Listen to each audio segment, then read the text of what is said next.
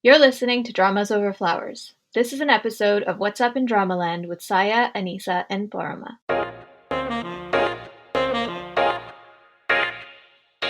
Hi, I'm Anisa. As usual, we'll be covering interesting news and industry developments, as well as previewing this month's upcoming K-dramas. This podcast is a project for the fandom, by the fandom. So if you want to help us out, you can do it in a lot of ways.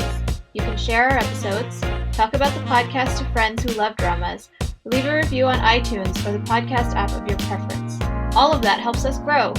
And if you want to help keep our lights on, you can check out patreon.com/dramasoverflowers. Finally, you can get in touch with us with your thoughts and ideas. We're always reading the comments on YouTube and Dramabeans, but you can also tweet at us at dramasoverflow or email us at dramasoverflowers@gmail.com. Enjoy the episode!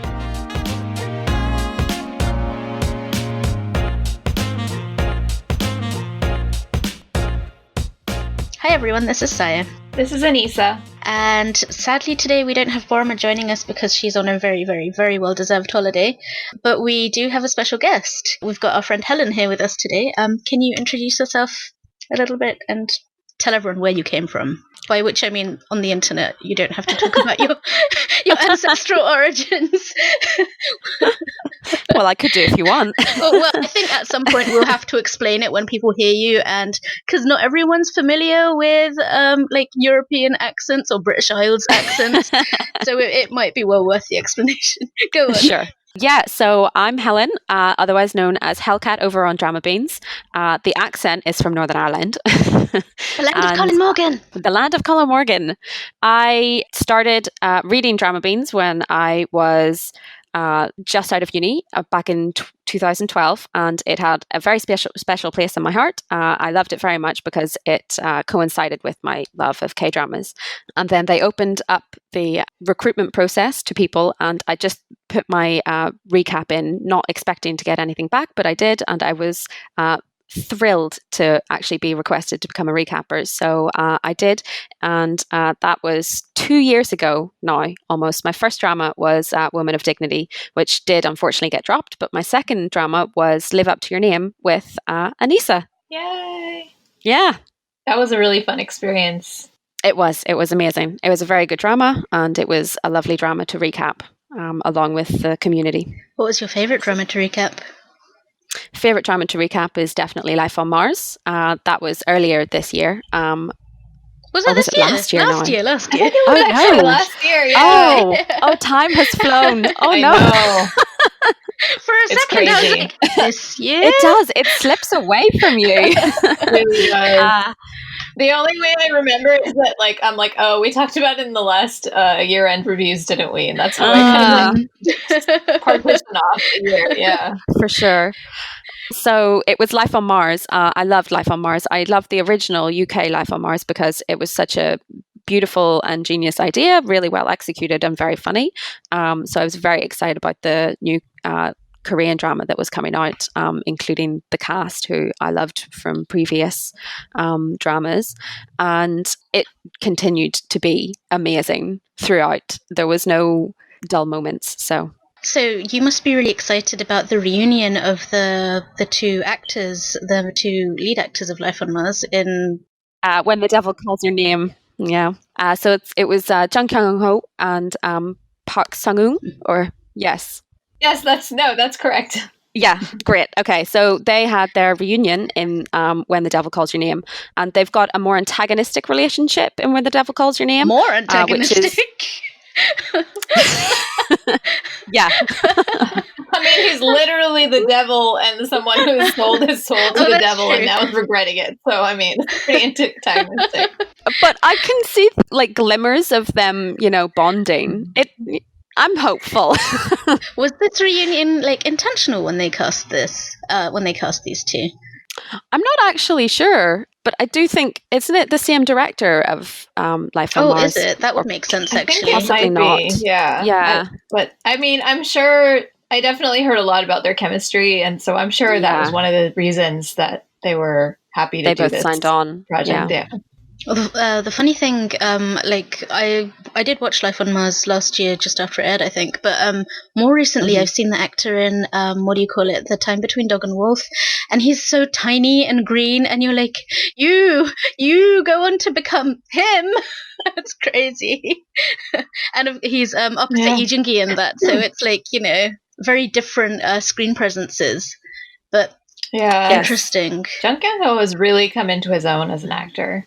I think he's a bit more subtle as well. Shall we dive into the news? Are you ready? Yes, let's. So there's been a little bit of talk. Actually, Anissa brought this to my attention about people talking on Twitter about Viki acquiring Dramafever content or licenses. What did you read on Twitter before we get into the actual stories? On Twitter, I just read a reference to this Variety article that you had shared with us about how they got like a big deal for Dramafever content. Okay. And so I was like, this sounds like a story that we should look into. And then I didn't have time to read it. So I was like, Saya, go check this story out. The story is that Viki have struck a deal with CJ E&M and JTBC to license their content, which has resulted, as of now, in more than 50 new Korean and Chinese titles, and some of them include titles that were originally licensed exclusively to Dramafever. So that is quite an interesting story, because if you think back to before Dramafever died, and the state of Viki content at that time, I couldn't find any official stuff on this, so I'm just sort of talking from memory and from what I knew from volunteering with Viki at the time, is that Viki were just missing out on a lot of licenses. Dramafever had a deal with TVN where they were getting exclusive licenses for a lot of shows. And the thing with Dramafever is that Dramafever had the bulk of their audience and subscribers were in North America and the Americas, whereas Viki is much more international. So what that meant is that there was like a bottlenecking of content that didn't make it to Europe, because Viki couldn't get licenses for a lot of them when they were exclusively licensed to Dramafever. So yeah, we had a bit of a real emptiness of content we did in Europe for quite a long time.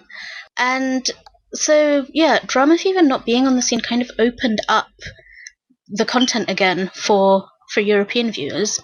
I don't know how that, if we had Paroma, she could tell us what it was like in Asia. But actually, she said now as well that there's a lot more K-drama content on Viki now than there used to be. So, I don't know, it's a... Yeah. Whereas for us, it was like we lost a lot of those shows. Like in the US, we lost those Dramafever shows, but then they didn't really show up on Viki. Yeah. Oh, the thing with Dramafever shows as well is that the Dramafever library was enormous for older dramas, classic dramas. So, you did lose a huge resource. I definitely missed that. Yeah, I missed that. And I feel like rather than Viki getting more licenses, which maybe they are doing now, but the thing I noticed is Netflix. Like there's more dramas on Netflix. I was really pleased with that. That's where I watched Romance as a Bonus Book. Yeah, I mean, it's nice because it's very easily accessible. I mean, I'm watching Rookie Historian Goo Hae-ryung, and the nice thing about that it also is that it's releasing week to week, which I think Romance as a Bonus Book did too, at least in North America. Whereas, I remember when Forest of Secrets came out, and they were like, "We're dropping the whole season, after it ends." Why would you do that? Why? You idiots.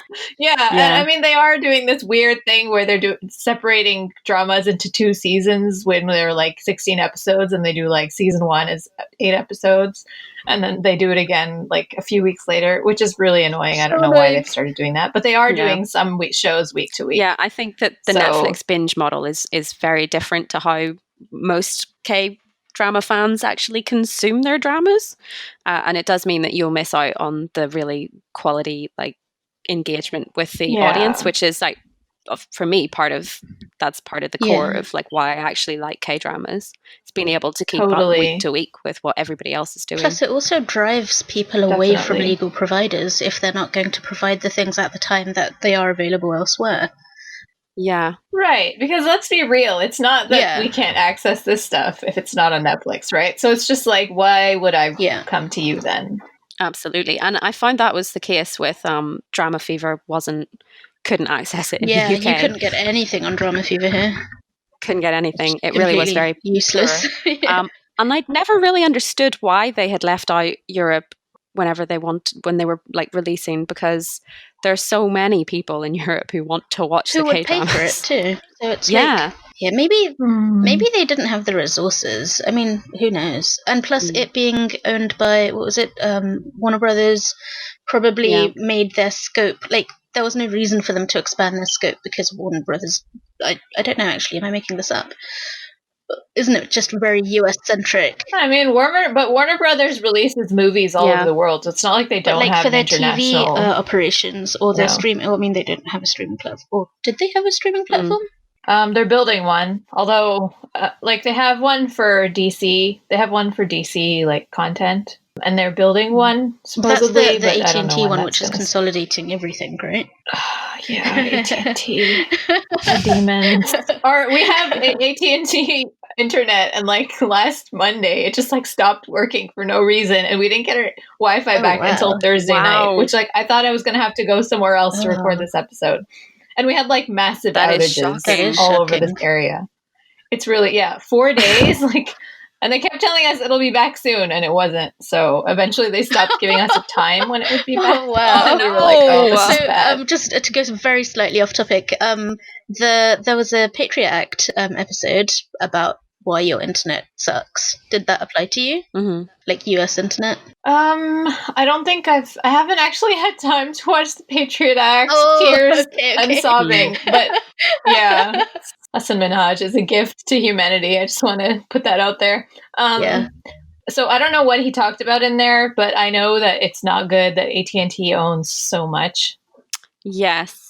And it's not just like service wise in terms of like the infrastructure. They're owning the content. They own the infrastructure. It's just not good. And the right to like the licensing rights, is that even the right word? But like the catchment areas, really do seem who gets to have a monopoly over quite a lot of things, which is obviously it's not like a very good business model for consumers. No, and I think our sort of antitrust laws have become weaker and weaker over the years because of how much power corporations have in our government. So it's just been getting worse. Like I did not think this Disney Fox merger was going to go through last year, but they were like, yep, that's fine. You can do that. And I was like, wow, okay. I was actually really sad about the Disney Fox merger because not confirmed, but part of the reason that people speculate that Lucifer, the TV show, was cancelled was because Disney didn't want to have it on its books because it was about the devil. Oh, because it doesn't fit the family doesn't friendly fit their brand. Well, and if you think about some of the stuff that Fox does, or like the TV shows that FX does, which are like,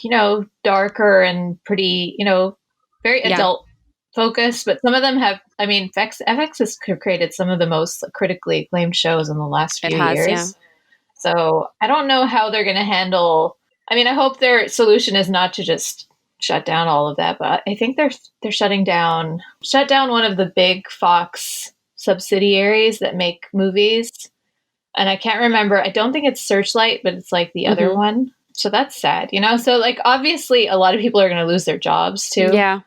So and selfishly, the content, like everything is just if everything is going to become quite similar and samey. Because Disney owns everything and is going to put its Disney stamp on everything. Exactly. It's just disappointing for us. It's they do a good job, but it's just all the same. So like we want to see more different stuff, Is there a possibility that it might evolve depending on the different like companies or subsidiaries that they absorb? They seem to have a very strong brand. It seems to be very top down with them rather than percolating up. Exactly. They're very, like, Disney is very strong with their messaging and their control. And I mean, there was a story, I'm totally going off topic. I'm sorry, but there was a story, I think last year about there's like a city near LA where they have their headquarters, and they basically own the city, and they basically stopped the LA Times. They stopped inviting the LA Times to report on anything because they wrote a negative story about how they treat their workers in that city. And they were like, well, you can't come to any of our screenings anymore, blah, blah. And so, I mean, it was a big story, and eventually they had to renege on that because it was really bad PR for them. But like, I mean, if you ever talk to someone who's like worked for Disney, like they're very strict about what kind of message gets out there. So I don't see them being that interested in having like diverse perspectives in their movies. I don't know. Yeah, we'll see what happens. We will see. Well, speaking of diverse stories, got another interesting story that from the director of the current drama Melo Suits Me, or Be Melodramatic. So for anyone not watching the show or just generally not keeping up with the news, the show has not been getting good ratings. It's actually doing quite poorly in the ratings. So we read this in-depth interview with the director about how he feels about that. And I found the idea of what he was saying is that despite the ratings, it's a story really, like, he feels very strongly about telling this story, and it's about three women, or maybe Anissa, you're watching this. Do you want to explain what the drama is about? Sure. So it's about three women who are around 30 or in the 30s, and one of them is a successful documentary filmmaker, but she's had like personal loss, which has kind of caused her to be a little bit stuck in her personal and professional life that she's still dealing with. One of them had like a pregnancy when she was in college, and the guy was just a total piece of garbage, and he abandoned her, and now she's like struggling to work as a single mom, but just doing okay. And then the third one is a drama writer who is trying to produce her first ever drama, like as an independent writer. And it's just like the three of them, and they all live together and with the kid, and so they have formed this like little family of friends, and they're just dealing with life and dealing with being a woman in your 30s and trying to deal with, the pressures of work and the disappointments of life. And it's just really, really good. It's so well written. It's so well directed. I'm really sad that it's not getting good reception because it's really, really, and I mean, interestingly, the last episode, I'm not up to date. The last episode that I watched was episode 5, which was my favorite episode so far. It was so good. And it's really funny, but it's like a biting kind of humor because these women are not paragons of womanly perfection. They're like real women who like, they get mad. They sometimes say mean things, they're like real human beings. But there's one scene where she is going in with the director who's like basically decided to take a chance on her. And they have to like present about the drama and like what it's about and stuff. And then like afterward, and it doesn't go so well. And then afterwards they're just talking like the writer and the director are just talking about how like instead of doing like the kind of full of cliffhanger kind of mukjang drama that follows, the like proven formula, like they want to do something different that's like character centered. And she's like, well, what if it's not successful though? And he's like, but we still have to make it. But I was like, now after reading this, That's like so I just watched the meta. episode like yesterday. Yeah, I was like, oh, it's too real. Oh no. So, I have watched just the first episode so far, but like what really strikes you is how incredibly like cinematic it is. Like it's like a film. I'm incoherent. It's like you watched like what 1.25 hours or something, and it's just like you have watched the lives of these three women pass in front of you. Like it's incredibly cinematic, and like I'm very like I'm not particularly knowledgeable about that kind of things, but if I notice it, then it's like this is really like. That's next level. So, like, do you remember when we were watching Romance as a Bonus Book? Helen, have you watched Romance as a Bonus Book as well? I have, yes, yep.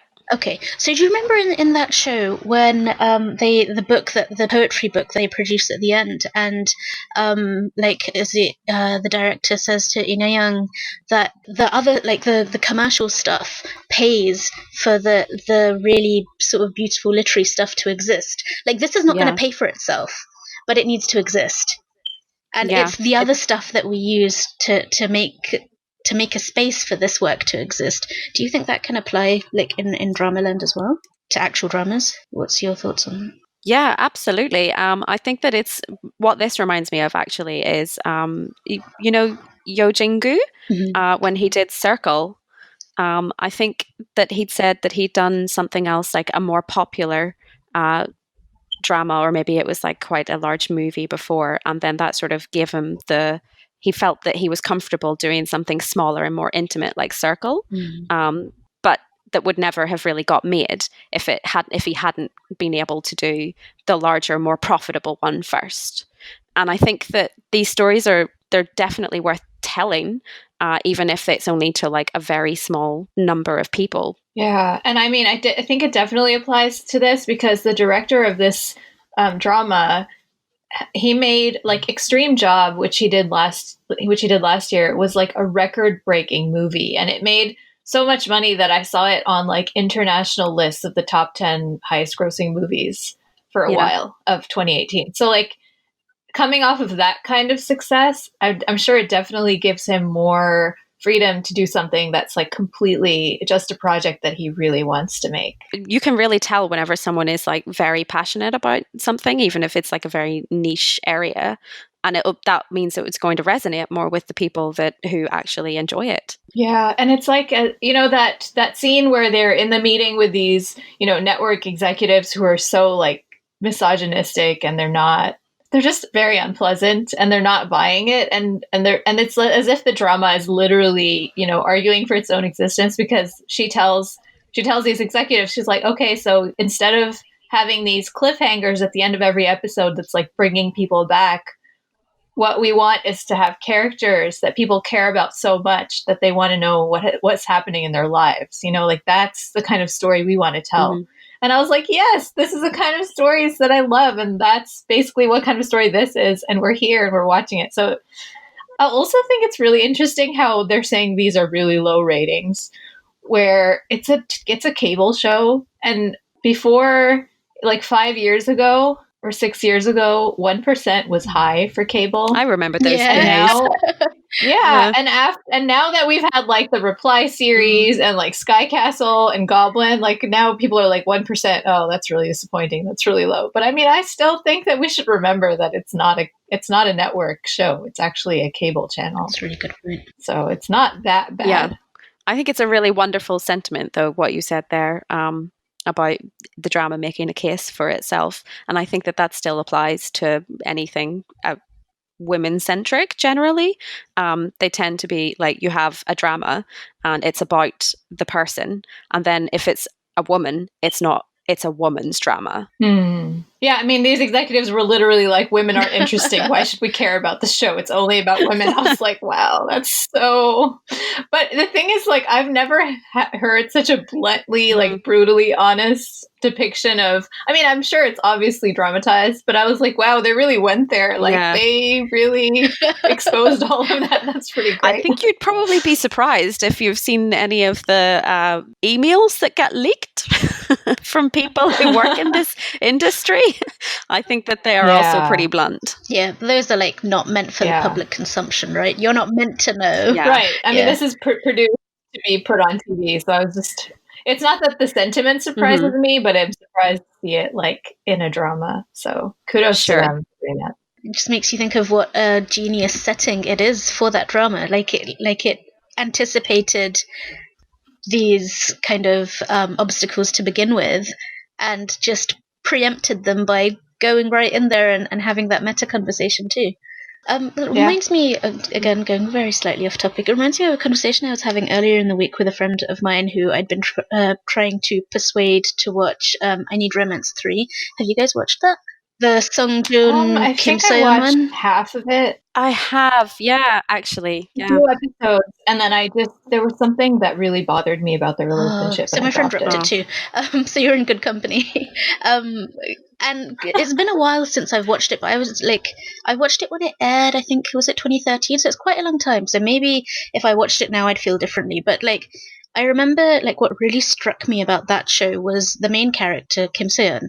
She was this extremely bitter, extremely cynical woman, and it's like that kind of woman would not get her story if it didn't have a romance. And what I feel like is maybe dramas like those have kind of sort of paved the way to have a drama like this. Like 5 years ago, you couldn't have had a drama that was this. That's a really good point. part of why I like romance was actually one of my favorite genres is because it generally isn't just about the romance. It's because the women in it are fully realized women, which you don't get in other genres. They have their own rich interior lives. And yes, at the end of the day, they do want to end up with like a guy, and that's part of, you have to accept that going in, but it is also very much about her. I 100% agree. That's what appeals to me about romance too, is because it usually ends up also being about her family relationships and her work life and her just living in the world as a woman, and we don't get to see that because usually it's just the girl that's the prize at the end for the hero, and that's like she's a very barely two-dimensional character. I just find it quite a revolutionary. It shouldn't be revolutionary, but it is that we're getting a couple of dramas now where they're actually saying, you know what, she doesn't need a romance. Like Search WW, which I haven't watched, but you guys talked about this at length about how these women, they got to have failed relationships. They got to have like the male hero's journey, but as females. And I love this evolution of like the female hero getting to have that kind of hero's journey without it having like its success isn't measured by whether she had a successful romance or not. Yeah, and I mean, there was definitely romance in Search WWW. Helen, did you watch that show? I haven't, actually. Oh, highly recommend. I think you'd really love it. Yeah? I think it's not that there isn't romance, because then it becomes like, oh, well, in order to have a fully realized character arc, she can't have romance because she has to be like strong by their romance. But it's so it just becomes like one small part of their life rather than being the be all and end all of their emotional existence. Like for these women, their work is really important to them. And I can relate to that because, like there are times in your life where you're like, wow, I have a lot going on in my plate. I really don't have time for a man. Like that's a real thing that women go through. Yeah. Yeah. It's nice to actually see that. Often involuntarily too. So it's like, and we talked about this last month as well, about women and family lives and working and that kind of thing, or men too, actually. It's like maybe you don't even have a choice about whether you can focus on your personal life because you're just so busy in your work life. Yeah, absolutely. Before we move on, just one more question for you guys. What do you think it means for the future of creative storytelling if it tanks on the industry's most meaningful metric? I mean, ratings are what make, dramas live and die on ratings. They do. I think one thing to point out for me, which is it has just been getting worse and worse, is that the rating system is broken itself. And I think that it doesn't really take into account the number of people actually watching and engaging, because they have a very limited way of measuring who's watching. So the way the rating system works, as far as I know, is that there's a selected number of households where they monitor what they watch, and that's like representative of the population. And you have the ratings where they do them in Seoul only and also countrywide. So there's a little bit of a difference between Seoul ratings and nationwide ratings. There's also two systems. Anissa may know more about this than me, so I'm going to hand that over to you unless you don't know. I mean, that's basically, that's all I know too. Mm-hmm. Okay. So yeah, it's like a proportion, like a proportional representation, but not in that way. How is there a better way to measure that? That's not a question we can answer, maybe. No, but I think that it also ignores, or maybe I'm incorrect, but it ignores other avenues of watching. So, or like things like catch up on demand, that kind of.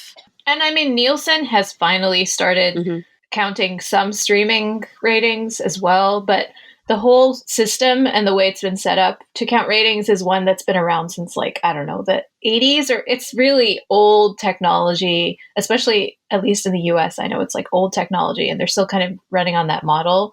So I agree with you, Helen, like they really need to come up with a better way of, counting and tracking. And I know that a lot of, because especially in the US, like because Netflix doesn't release ratings for pretty much everything they make.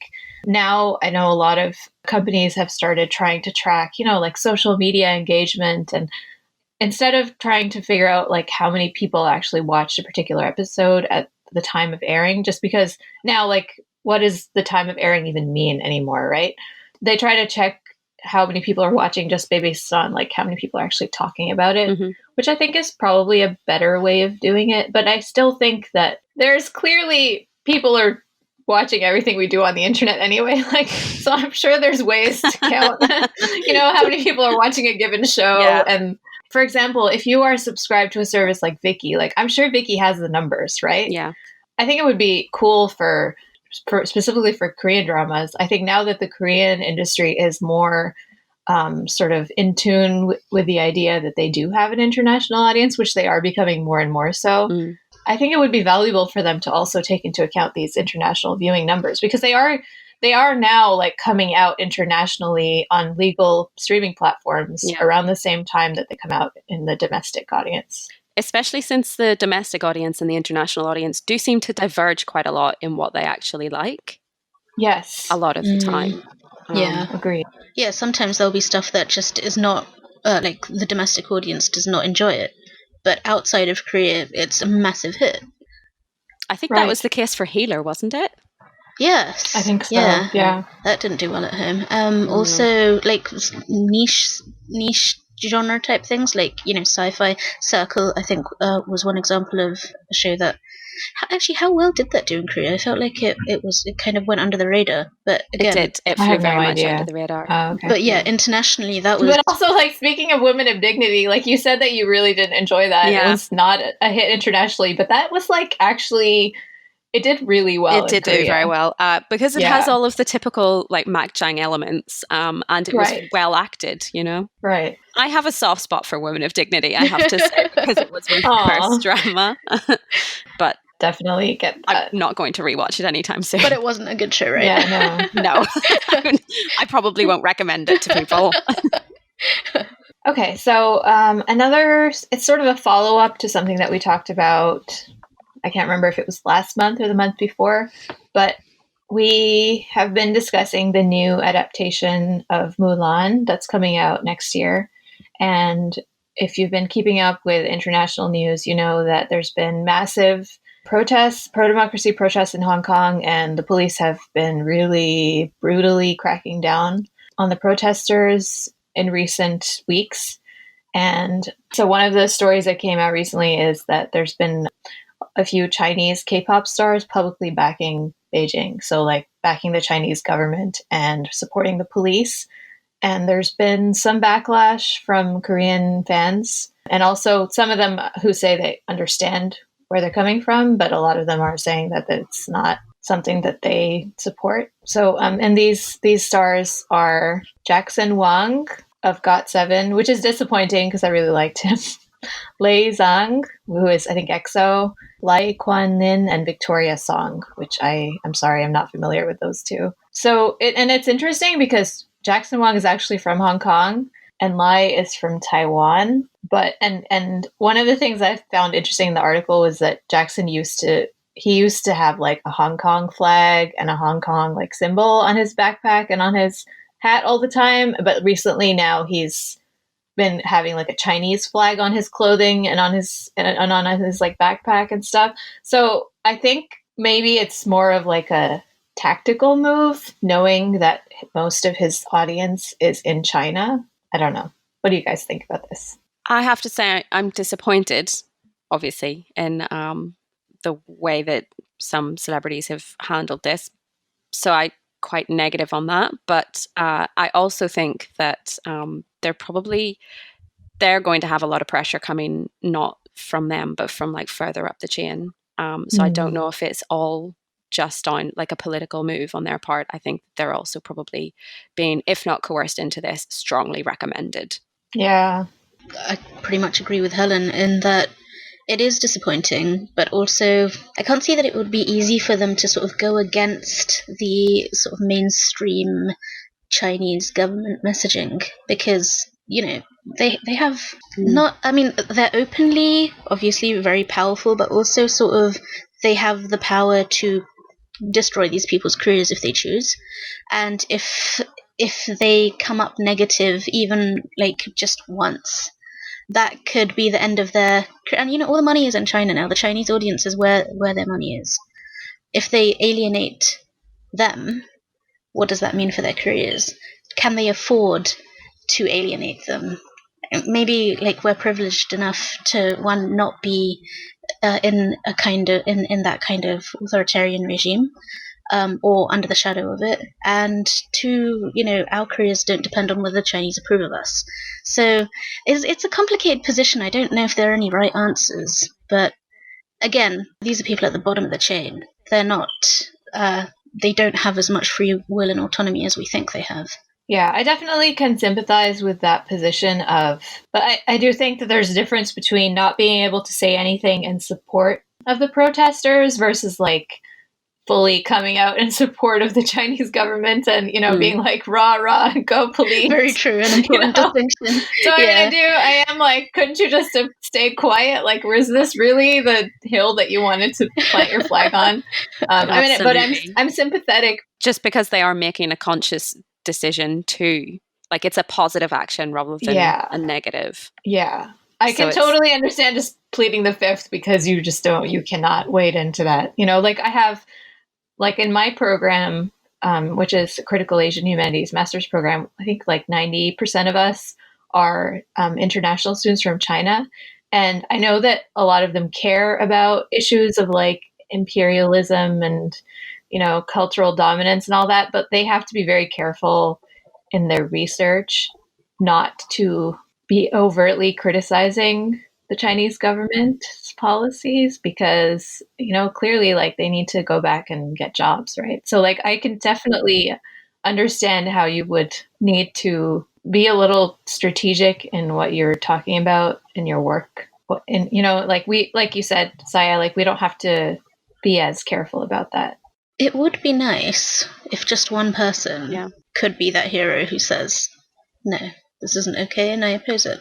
But, that requires a lot of bravery. It does. I also don't think that when things like this come along, that one person saying no is enough. There are those one persons, but they get buried and they get put in political prison and we don't hear about them. That's, it's not that they don't exist. Yeah, it's not that they don't exist. It's just that they either end up having to be exiled or we just don't hear about them ever again. Like when you control the media, you don't have to publish the less savory parts of what you're doing. Exactly. Like I have a friend who, all the people in my program, they heard about Xinjiang after they came to the US because nobody in China is allowed to report on that. Yeah. Of course, obviously, I remember a story a while ago, and I'm sorry I can't remember the name of the actress, but one of China's most famous actresses who just disappeared for like 6 to 9 months. Do you remember that story?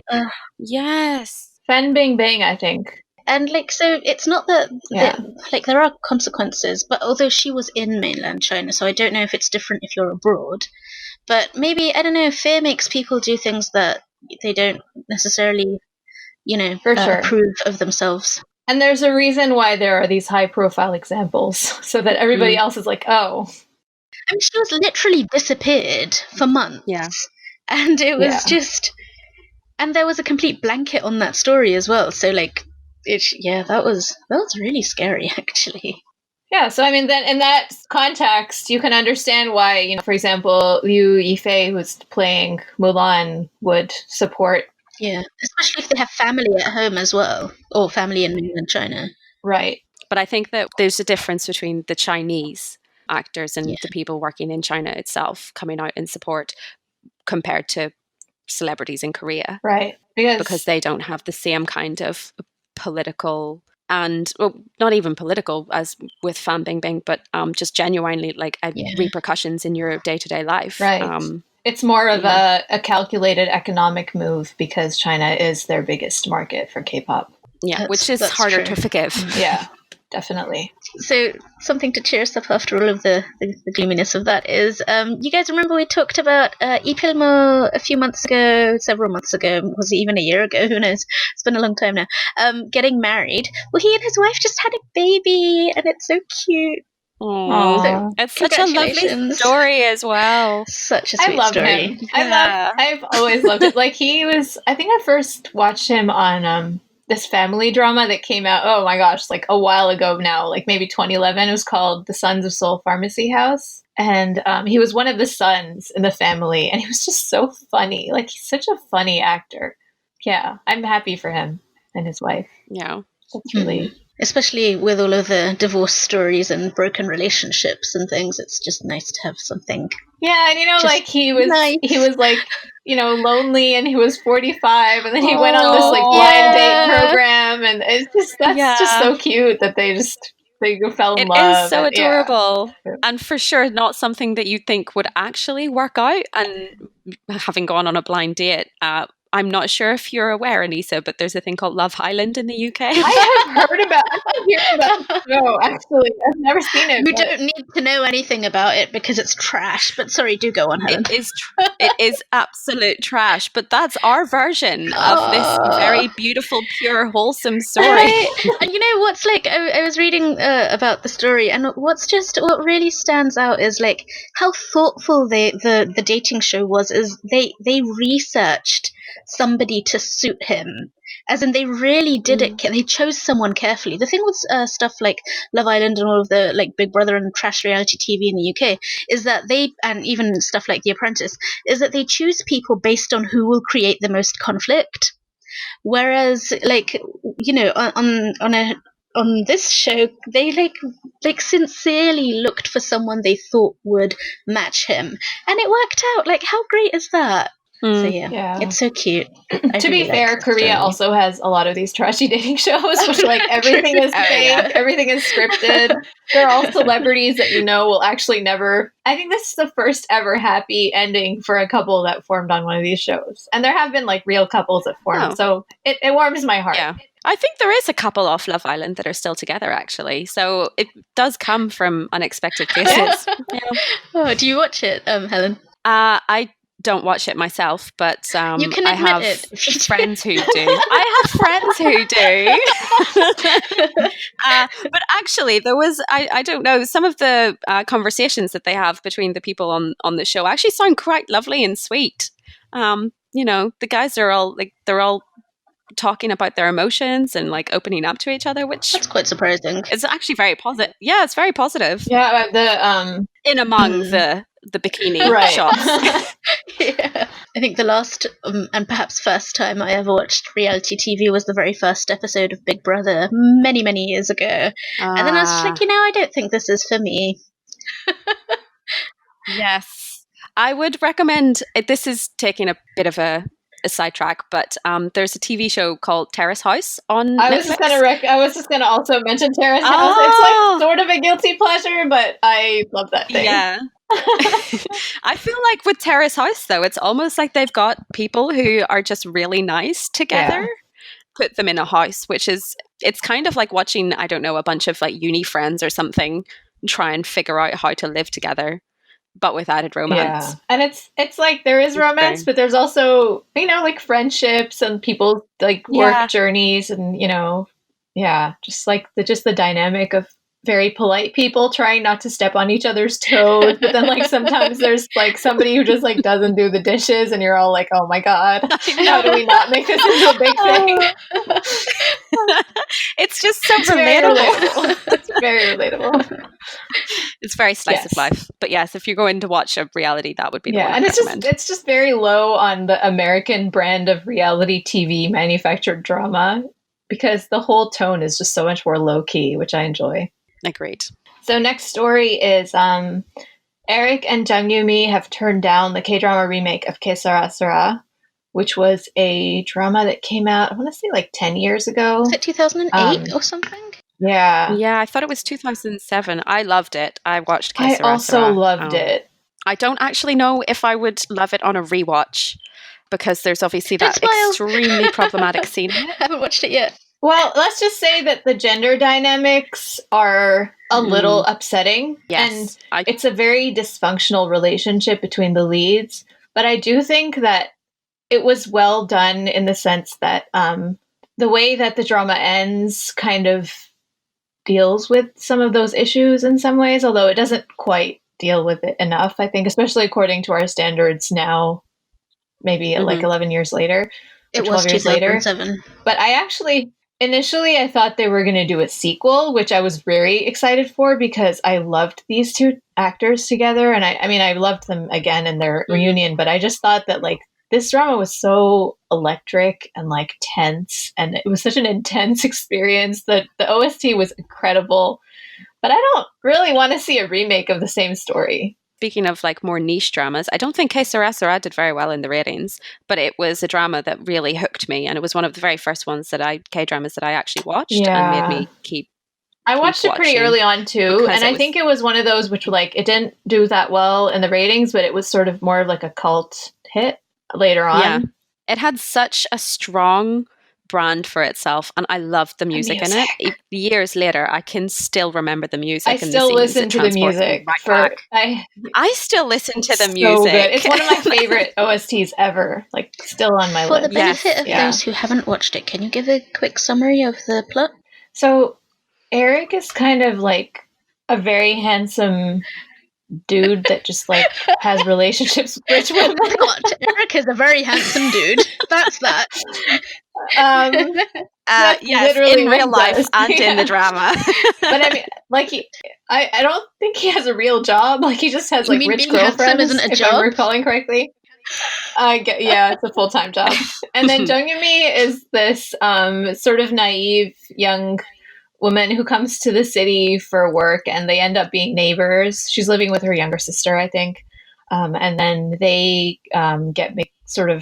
they fall for each other, but he doesn't want to have a relationship with someone as, I guess, innocent and a little weird, as her. And then there's this other guy who really likes her, but she is in love with Eric. But it really it's really about the character interactions. It's not so much about the plot. Right. It's not plot driven very much.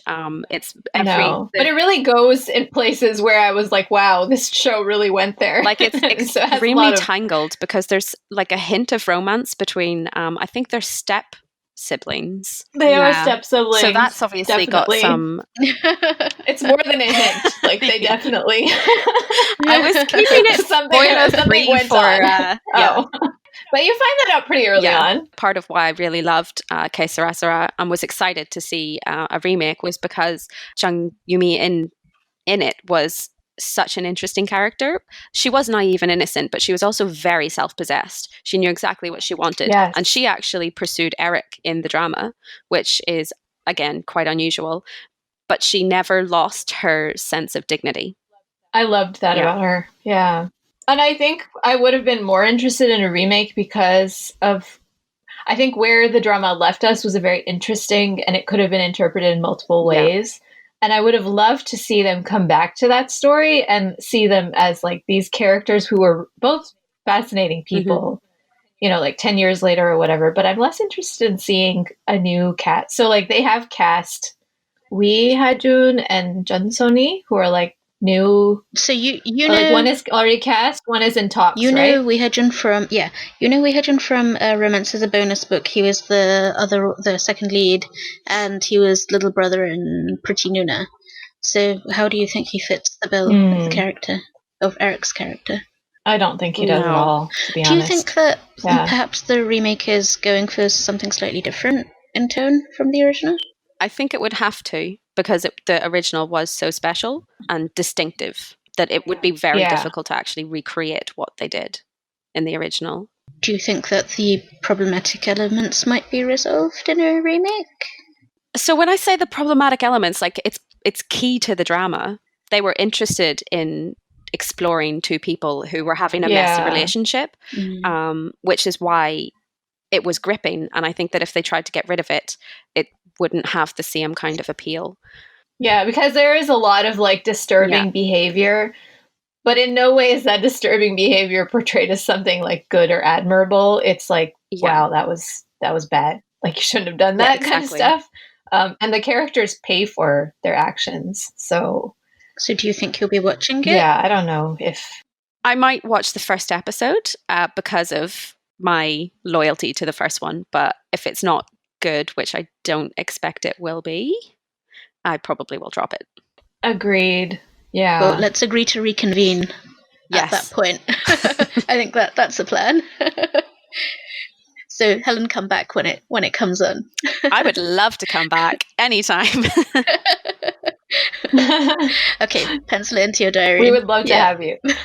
Okay, next one. So this is a story that interests probably no one but me, but I came across it last night and I was like, ooh, ooh, ooh, and I was so excited and I had no one to share it with, so I'm sharing it with the world.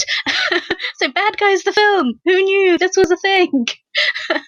So Bad Guys 2014 drama, which got a sequel last year, which was not good, and that's putting it very generously. Although I don't know if other people found it good, but I just didn't enjoy it. Bad Guys season 1 had this really it had a strong plot, it had these really compelling relationships, and it was very, it was good. Bad Guys 2 was just a bunch of fighting with people I didn't care about, so I dropped that after 6 episodes. Why did I stick it out that long? I don't know.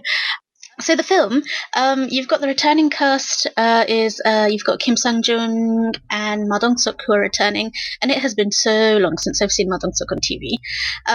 With the additions to the cast, Kim Ah-jung and Jang Kyung, who everyone loves right now.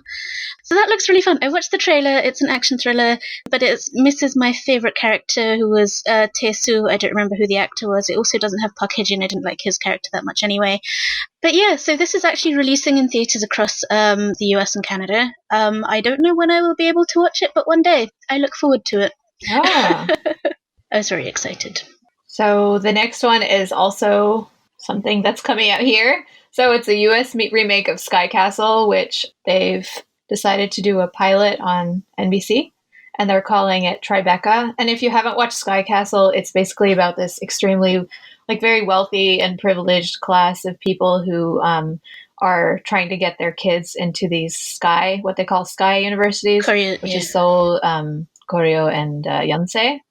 And so it's just they're just at any cost, and they hire these really really evil consultant to basically coach their children through this whole process, throughout the entirety of high school. And it's just, there's a lot of tension and people are struggling, and there's depression and other things that I won't mention because it's a spoiler, but it was very good. Very good. I still haven't finished it, but I'm still watching it. Along with the other 6 dramas still on hold until May. Yeah, I think we're on episode 12 or something, but I'm watching with my mom and sister, so it's taking a while.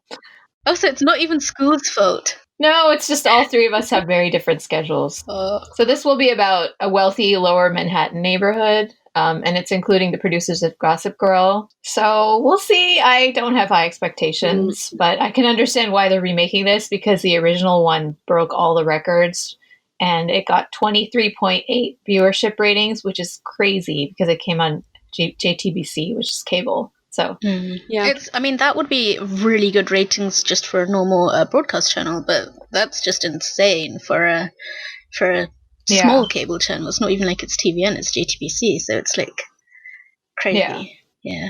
Also, following in the high school dramas are pretty popular in the US and in the UK, I would say. American high school dramas are very popular in the UK. So if it does sort of go that whole elite high class world, it's just, I don't know, it makes good TV.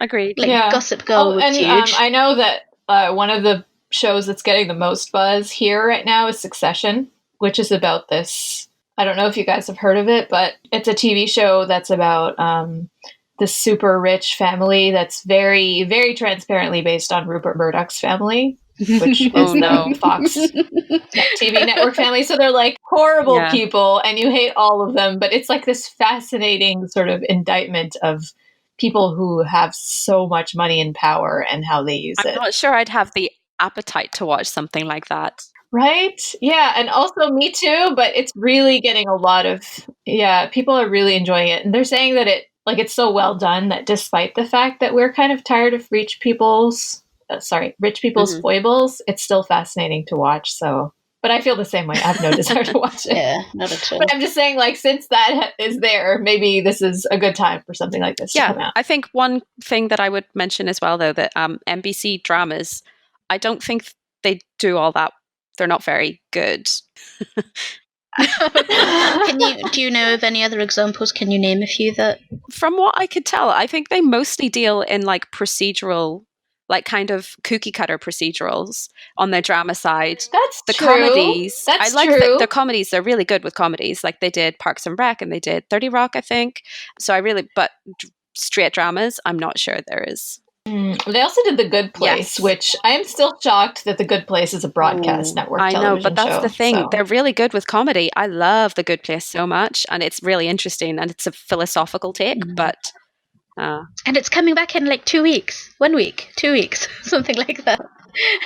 Yeah, I mean, the Sky Castle had a very dark, cutting, sarcastic, satirical kind of tone, and it is actually really funny, but it's also very serious. So who knows? They might do a good job with it. We can hope. Just a footnote to the title. Just for anyone who's not familiar with Korean University, is SKY. You briefly sort of said it. SKY is an acronym for Korea's Ivy League universities.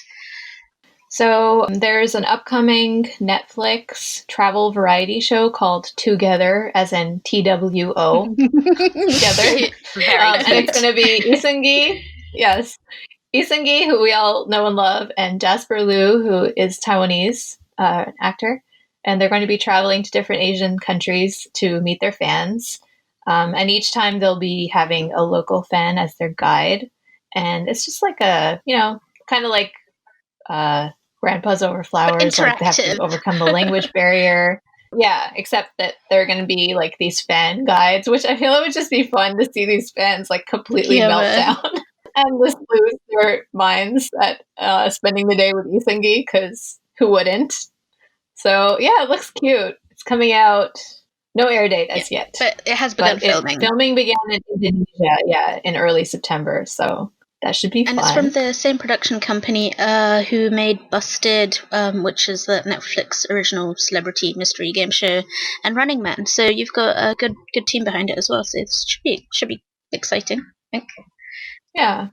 Okay, so the last one is that I think by the time this comes out, it might be old news, but Seoul International Drama Awards just happened about 2 weeks ago.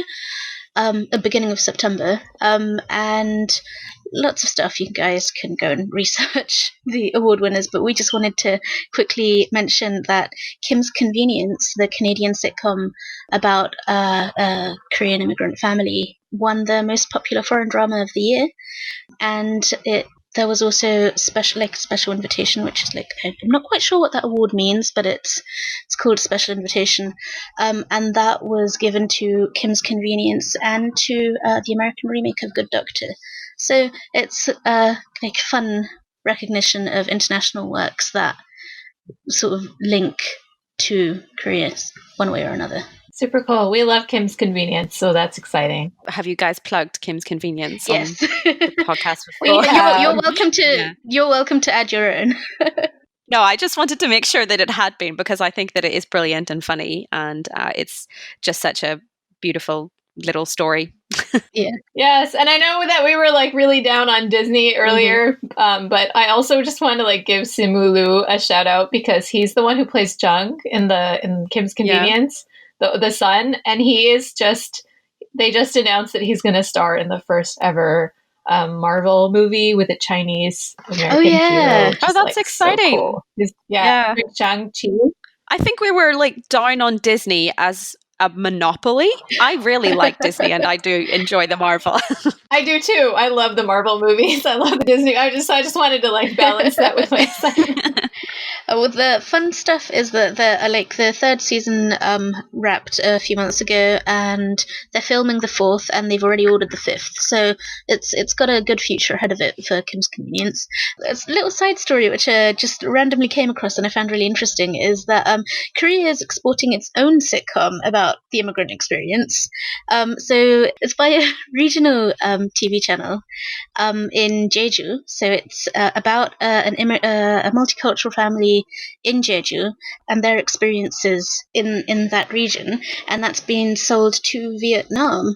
I think it involves like a Vietnamese immigrant family as the main starring family in that. So that's an interesting move as well in in Korean TV.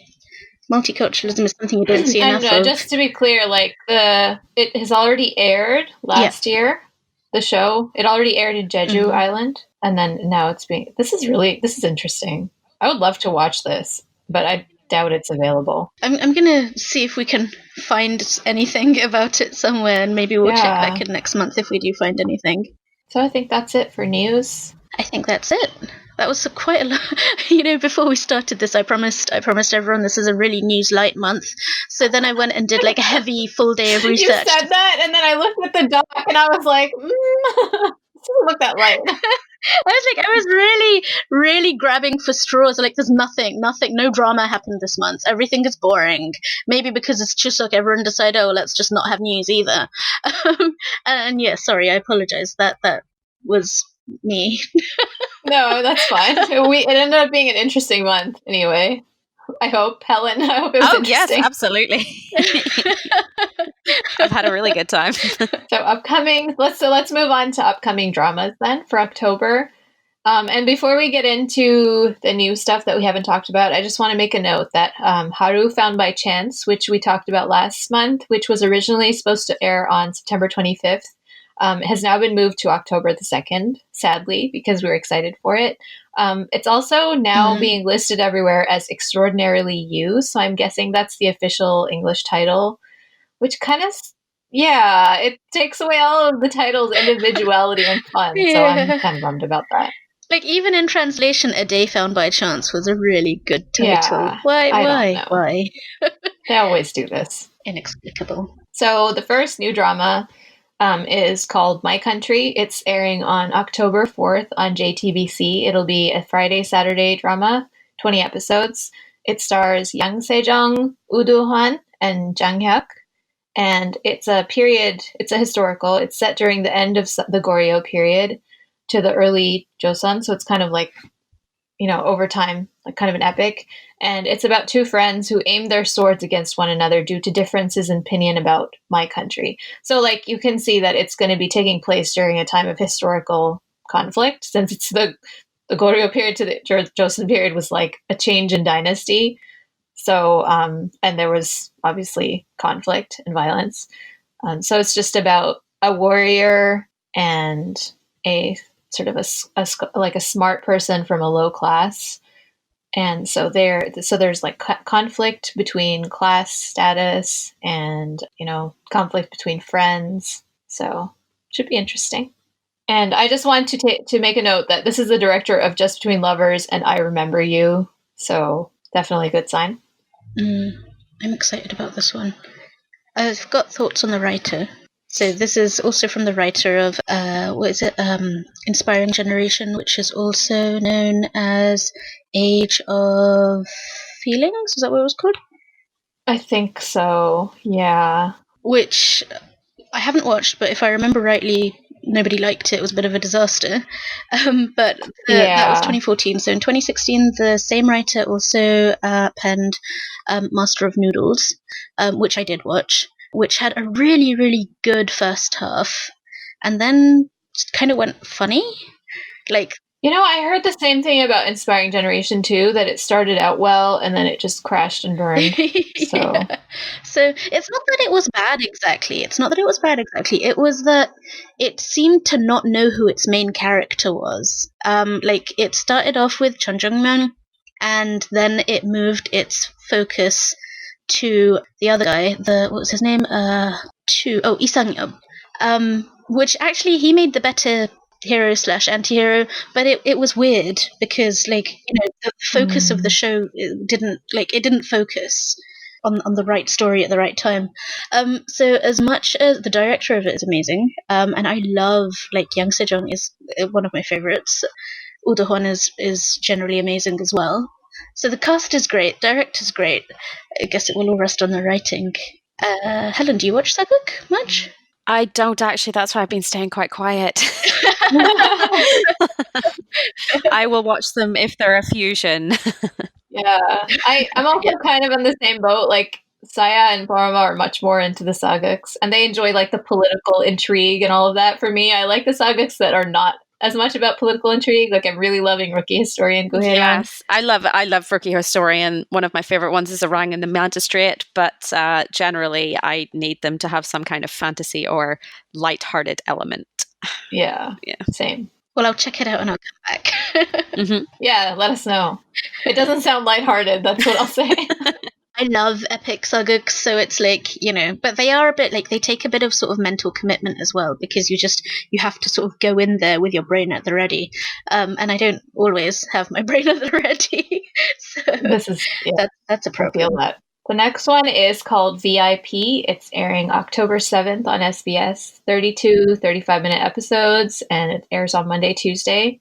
It stars Jang Nara, Lee Sang-yoon, and Lee Chung-ga, and about a woman who's played by Jang Nara, who works for a team that deals with VIP customers of a department store, and her husband also works for the same team, Lee Sang-yoon, and when they face an unexpected case, it causes their lives to fall apart.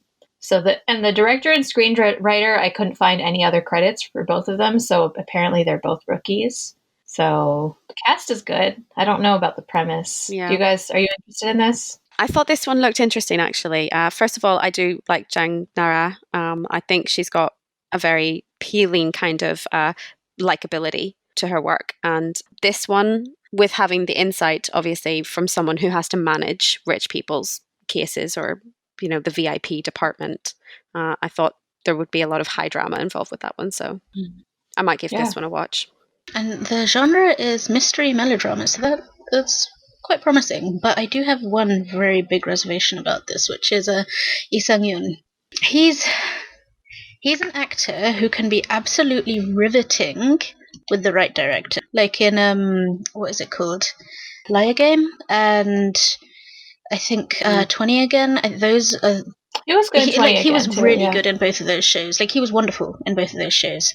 But he can also be really, really boring. Like, I watched Whisper, which was he was co-starring with Lee Bo-young, and that was a show where Lee Bo-young was totally sidelined, completely wasted, fantastic actress, but completely a waste of her talents. And he dominated, but he was so boring to watch, and also about time. Both of those shows, like, he did not. Like, he's dull without the right direction. So I don't know. I feel like I've been put off him. Like, I dropped Whisper, and this was before I actually learned to drop shows without qualms. But I actually was just so blastingly bored, I dropped it. Yeah, I mean, this could be interesting given that we're like starting out with a married couple in the beginning, which I think was one of the things that was also fascinating about Misty, because you started out with this like estranged, tense, weird relationship, and you slowly like found out what the deal was with them.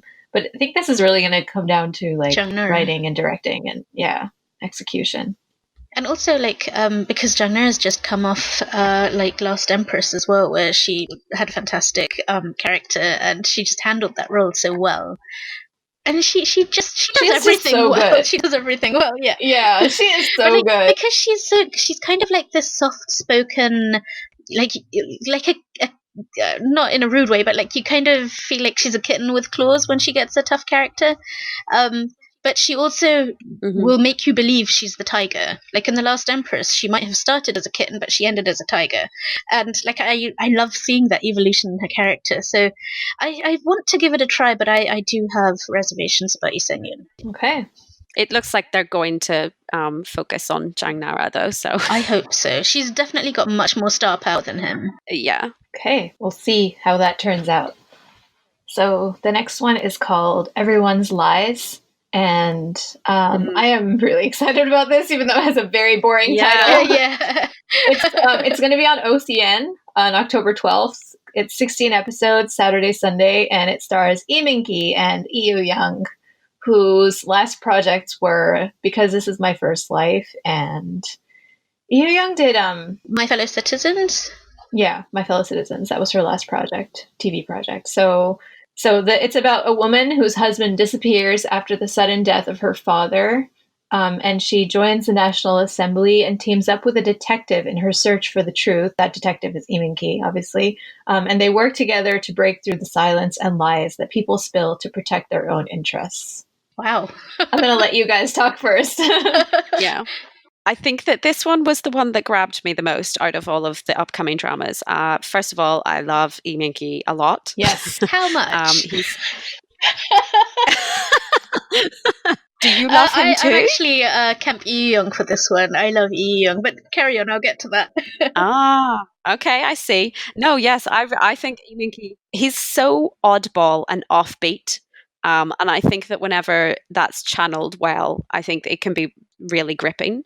And I'm looking forward to seeing him in something that's maybe a little darker, which this looks, because most of the things that I have liked him in have been on the more romancy rom-com side. So I'm not sure whether he's going to gel well, but I do think that like there's the opportunity. What was the really old TV show, Investigative Agency? Oh yeah, Mixed Up Investigative Agency. Yeah, Mixed Up. I thought he was great. I think he's the rare actor that I don't think I've ever seen him in something that I disliked him in. And most of them were actually good shows. So I think he picks them well, which is also why I'm excited for that.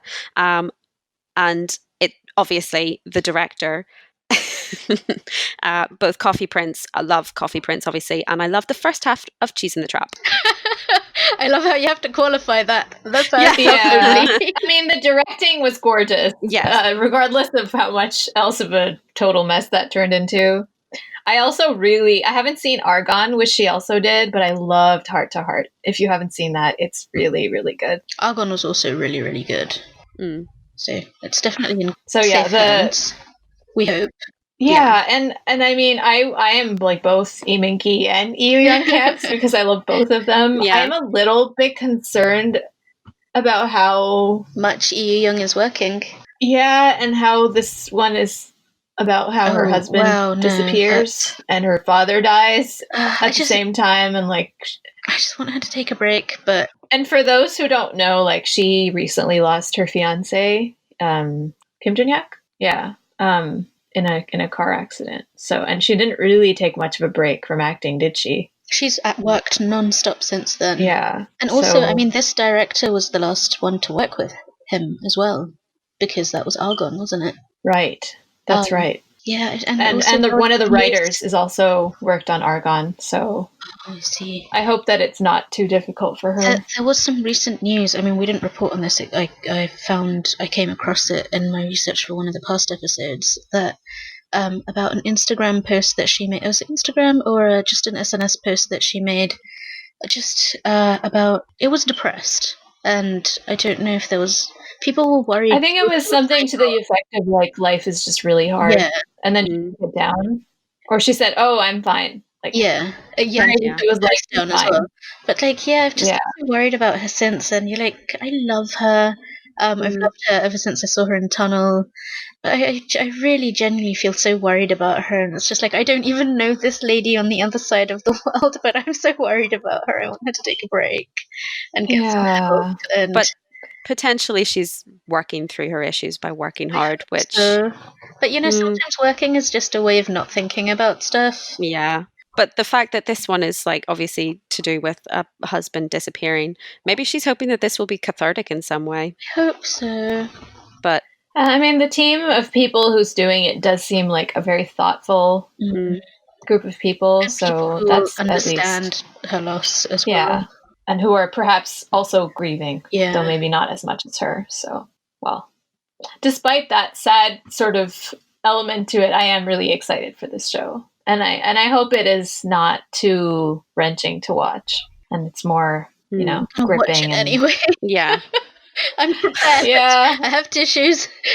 I have water to rehydrate. Yeah, no, I mean, I usually do stay away from things that are kind of wrenching, but I don't think I will be able to this time. I think I'm just going to watch it anyway. Yeah. The next one is called Leverage.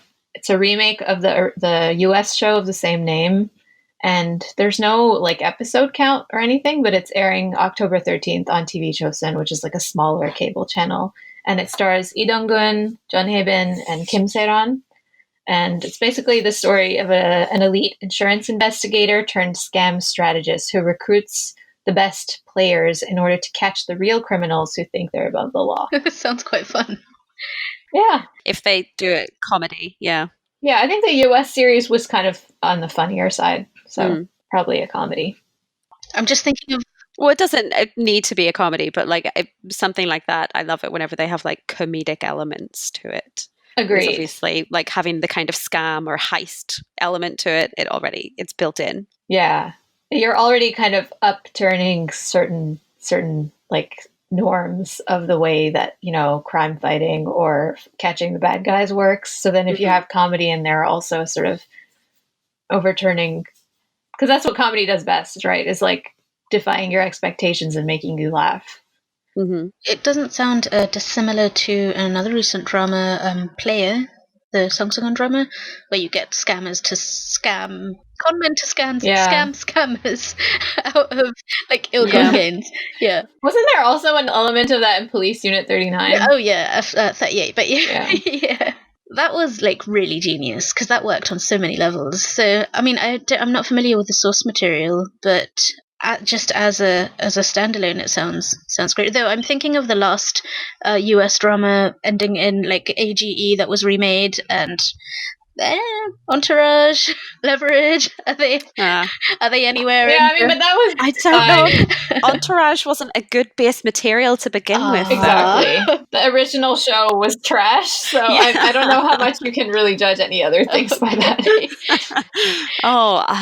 I watched more of Entourage than I really should have, which is I watched more than one episode. Yeah, it was a hit. It was very popular, but it was trash. But it was very much of its moment in like, what was that, like the early 2000s?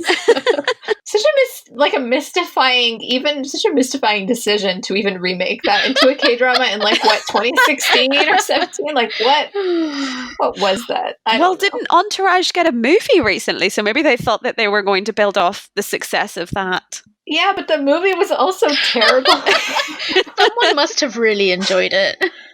Universally panned. Like, there was no positive review of that movie. Yeah, well, let's hope it doesn't go the way of Entourage. But are you guys going to check this one out? No, probably not. No, me neither. Probably. Yeah, I just don't have time. Oh, that's true. I have to really limit. Like, so right now the only thing I'm watching is Melo Is My Nature, and then I'll go to the next one after that. Whatever it is. One at a time.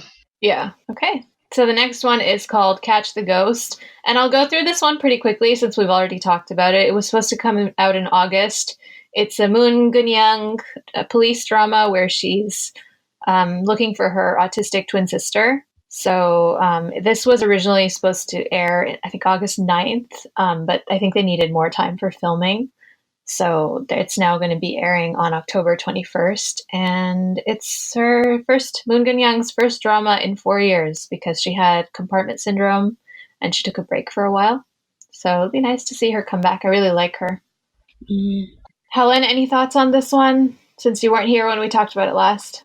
I don't have that many thoughts. If it's got a fantasy element to it, I'm probably more likely to watch this one. But if it's a straight crime, I might. Well, it says drama, mystery, romance under the genre tag on Wiki, on Dialects Wiki. So does that appeal? Okay, so maybe the fantasy was removed from the description at some point. Because when I looked it up, it said that it was also a fantasy. So the thing is, they've also put psychic under the tags. So interesting. I guess there's no way to know without actually watching it. No. All right. Well, I'm sure if it ends up being supernatural, we'll hear about it probably. So the last one is actually, I don't normally list web dramas on the upcoming, but this one is weird in that it's also listed as an SBS drama, and it's listed as a web drama, and it's called Yeonnamdong Global House. It's 12 episodes, and the casting is interesting. So it's starring Kang Mina, Lee Dae-hui, and Christian Burgos. And Kang Mina has been in minor roles and a bunch of stuff, including Sassy Go-Go. And her last drama was 18-2, which I know Paroma watched the first 18, and she recommended it. But Christian Burgos is actually a popular Mexican, like he grew up in Mexico, and then he came to Korea. And he has a really interesting story because he worked in a copper mine in Mexico, and he became friends with the Korean miners. And that's when he started learning the language. And then he started watching TV shows. And then he came to Korea, and he was one of the panelists on Abnormal Summit. And that's what kind of made him famous. So he's a famous TV celebrity, but he's actually the first Latino actor on a Korean drama. So I think it's a milestone that is worth noting. So and the premise is that it's a rom-com about 6 people from all around the world living in a luxury share house in Seoul, and the drama tells their stories of life, love, and friendship. Yeah, I thought it sounded like a really cute little premise. And it's only 12 episodes, so quite a breezy watch as well. Yeah, 12 episodes is the perfect length, in my opinion, for a rom-com. So I know. I agree. Those I always episodes 13 to 14, they drag them out, don't they? Oh my gosh, there's like no reason for those. Yeah. And they always have that ridiculous like breakup or the time jump, and yeah. Like, I love my rom-coms, but sometimes you ease back on the cliches. Totally. There's always like, the kiss happens around episode 8, and then they get together by the end of episode 12, and then they're like, oh crap, there's no more story. So then they have to like manufacture some angst. Yeah. And that gets resolved around episode 15, and then you get like one happy, sort of wrapping up the loose ends episode. Yeah. Yeah. Maybe I know this about the rom-coms, obviously, and I still don't stop watching. Like at episode 12, I should just come back in for episode 16. Yeah, is what I should do. This is a good strategy. They do punish you with the angst, but the reward is great. That's why you stick. Sometimes, yeah. Sometimes it just makes me lose my love for the couple, though, because I'm like, you were so great until this nonsensical behavior started, where you're like suddenly behaving in a way that it's not consistent with your character. Yes, I think it's more egregious whenever the characters have been set out as like quite thoughtful, or like there's a reason that you have gravitated towards them in the first place, and then if they start acting silly, and then they have like a sudden bout of noble idiocy in episode 13, and you're like, but why? I love you. Helen, have you seen Top Star Ubaek? I haven't. That one is 12 episodes, and it's like a perfect length. It's like perfectly like, it's kind of like a throwback rom-com without the bad. No, actually, is Top Star Ubaek? Yes, I think I have seen. I haven't finished it actually. So Kim Ji-suk and Jun So-min. It was really cute, and like it was a satisfying ending. There wasn't any like weird angst that came out of nowhere. It was really good, very charming. I think you two have a very similar taste in shows, actually. You should probably talk for another 3 hours and figure this out. We should give each other recommendations.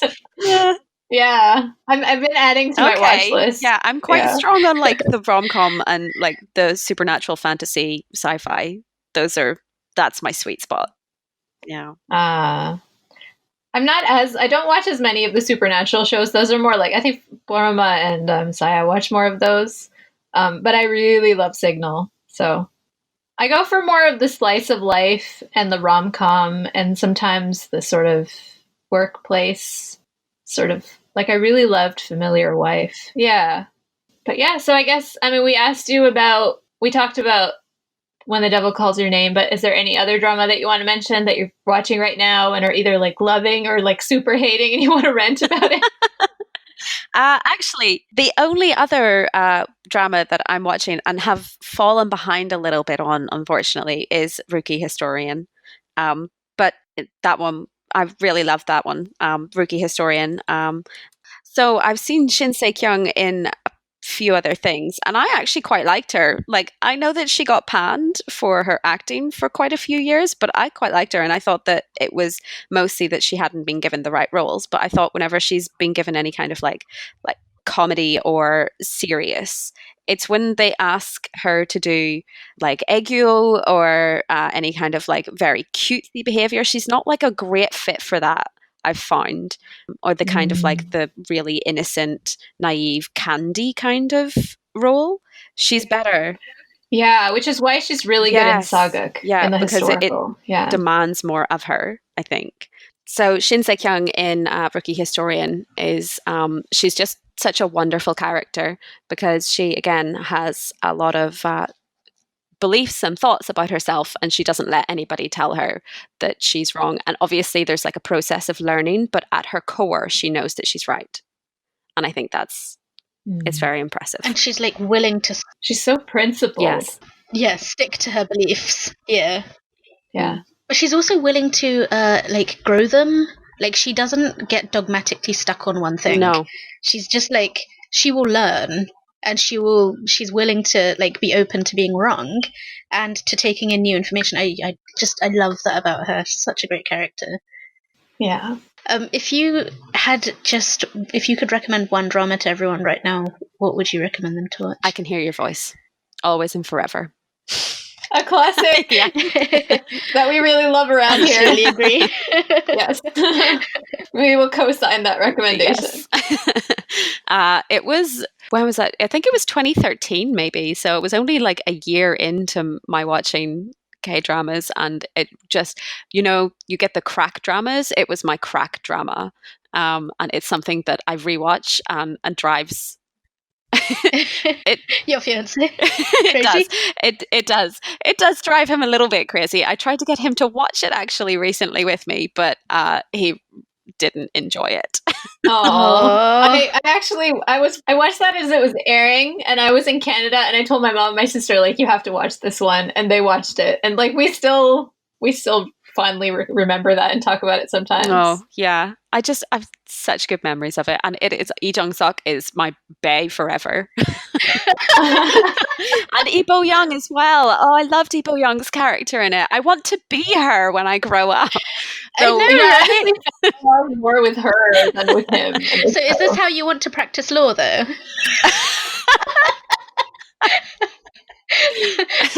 But for the benefit of our listeners, can I tell them? Yes, yeah. So in real life, what do you do? In real life, I am a trainee solicitor, so I will be doing something not that similar to what Lee Bo-young does. which is why the question I had to ask it. Yeah. I maybe by the end of the drama, but I think even at the end of the drama, she was playing a little fast and loose. Yeah, we're not watching this for the legal accuracy, are we? Yeah. Well, do you wear your skirt the right way around when you go to work? I do, but honestly, I love that moment when she just like no shame shifted around. That's why I want to be able to emulate that kind of confidence.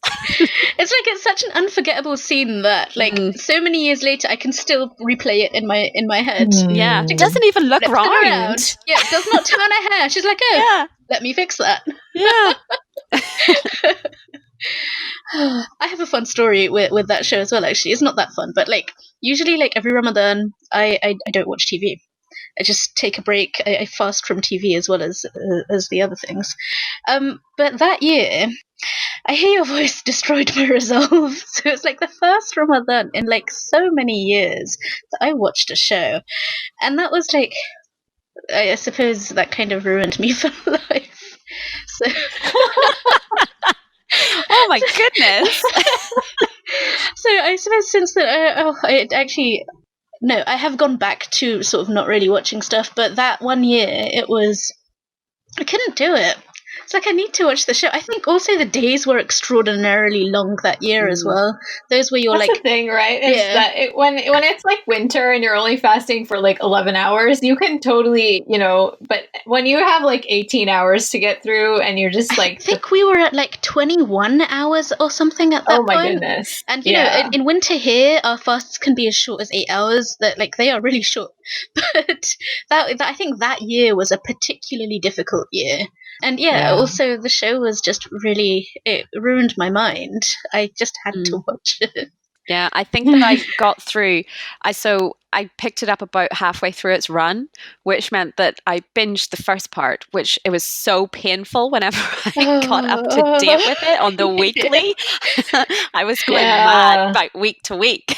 That's the struggle when you run out of the binge watching and then you have to watch things. And this is also that constant conflict of, whether to wait for a show to complete so you could watch it or watch it in real time so you can engage, participate in sort of the speculation, the fandom and everything.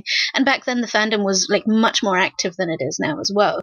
So you're you were all there, you were all dying together. And it was just that increased the sort of that tension of the experience and your enjoyment of the whole show in general. Oh, fun times. Yeah. So we'll have to wrap that up here. Unfortunately, we're like 15 minutes over the time limit that Paroma has given us. So we should really stop. But thank you so much for joining us, Helen. This was so much fun. Thank you so much for having me. This is really wonderful. Oh, I've been trying to tempt Helen for months, and I've finally managed to pin you down. So I'm really I've enjoyed this so much. So you should definitely come back. And Yes. You should also tell us and our listeners where else we can find you on the internet. You can find me as Hellcat over on Dramabeans. Now we'll just say bye, and then we'll end the thing. Aww. So everyone, say bye. Bye. Bye. Thanks for listening, everyone. Bye.